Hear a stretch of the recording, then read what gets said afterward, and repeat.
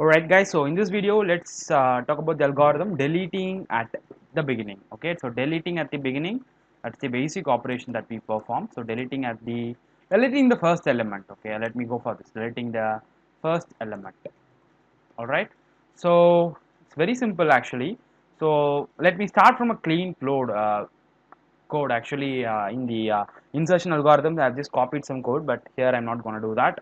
Okay, if it seems like wasting your time, then you can forward it. Okay, so I'll say void main, and yeah, now I have the structure of the node, so it's very simple for me. Now I'll just create a start pointer. So struct node start, just for you to revise, I'm typing it again, right? Start and allocate memory actually, or let me copy the code. Okay, it's very easy, right? You know this code. Okay, I'll have this code here. So these are my okay, so it's actually getting the creating a linked list and getting the values. Okay, let me copy this code.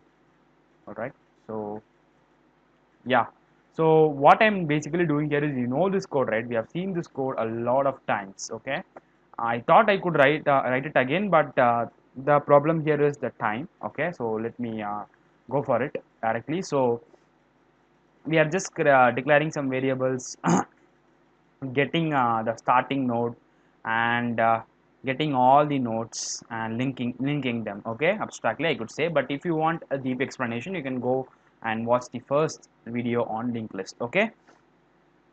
Okay, so let me go for implementing deletion at the beginning.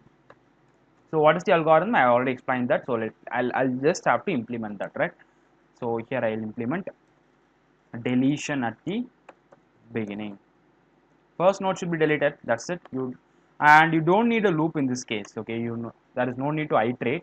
Okay, you can directly delete the first element. But the idea here is make start point to start arrow next. Okay, which means that jump one element and make your start point to that element. Okay, in only rare cases we'll manipulate the start variable, right? Otherwise we'll be going for this temp one already, right? Yeah, always we go for temp one, but here I just want to delete the first element permanently. So I'm making the start to point to the second element. Start arrow next will point to the second element. So I'm making the start to point to the second element, and of course let me do one thing also. I'll just say temp1 equals to start. So now the initial start value will be stored in temp1. So the first element will be stored in temp1, and now start will be asked to point the second element, right?